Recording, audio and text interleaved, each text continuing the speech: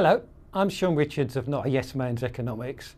What I'd like to talk to you about this week is to give some examples of how some of the statistics, economic statistics here, that are sort of put around in the media and published officially, are a lot more unreliable than you might think. Let me give you an example from something that in the credit crunch era has ebbed and flowed as to being a really big deal, which is the idea of size of government debt and its comparison with the size of the economy, so national debt to GDP. Now there's an initial flaw here as you're comparing a stock, the national debt, with a flow, which is a year's economic output or GDP. But there are also quite a lot of issues with the numbers and what you put in. If I give some examples from my home country, the UK, this week, you'll start to get an idea. Because the first one applies to the US in or out, and that's the issue of student loans. What's been decided in the UK, and whilst I'm often critical of official statistics, this I think is a good move, is that quite a bit of student loans will never be repaid, therefore they're government expenditure. To give you an idea of the size of the impact here, in the last fiscal year, year to March, that would have had an impact of a bit over £12 billion, so raising the amount the UK borrowed. If we switch that back into GDP terms, it takes us, I think, from about just under 1.5% to 1.9%. So there's a material impact here. Another move that's been looked at, it's not fully done yet, but on its way, is accounting for pension funds in the national statistics. What do I mean by that? A lot of public sector funds in the UK are what we call unfunded. Some have assets against them, and hopefully that'll work and pay out. Others don't have any at all. So there's an issue of addressing that. And for something that's in the news recently, something that's slipped in, is the UK Pension Protection Fund. Those of you that have followed the issue with the travel agent, Thomas Cook, going into insolvency this week, well, its pension fund looks like it's on its way there.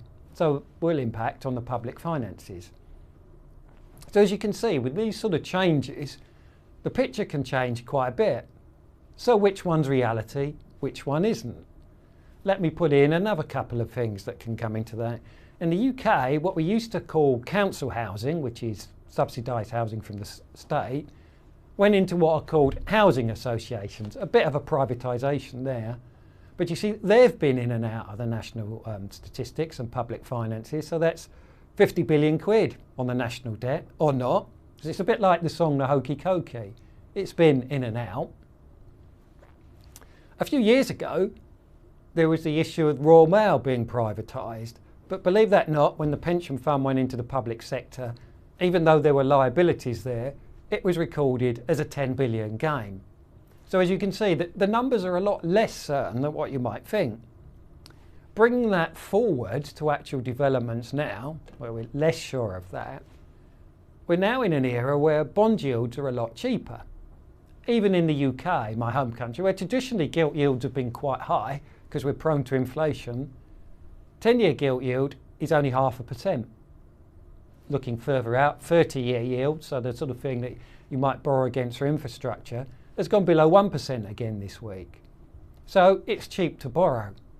So the old metrics that we looked at, looking at something like national debt to GDP, there's another issue there. I've raised one earlier here, the fact that we have a lot of trouble measuring it in the first place. The second issue is that it's now cheap to borrow. Why have I gone through it like this? Well, because things that we thought were true are much less true right now. Old borrowing's quite expensive, but some countries, France, Germany, quite a lot of Europe, are actually being paid to borrow. So the world is not quite what it was. It's shifted on its axis a bit. And I think we need to change the way we think about things to adjust for that. Thank you.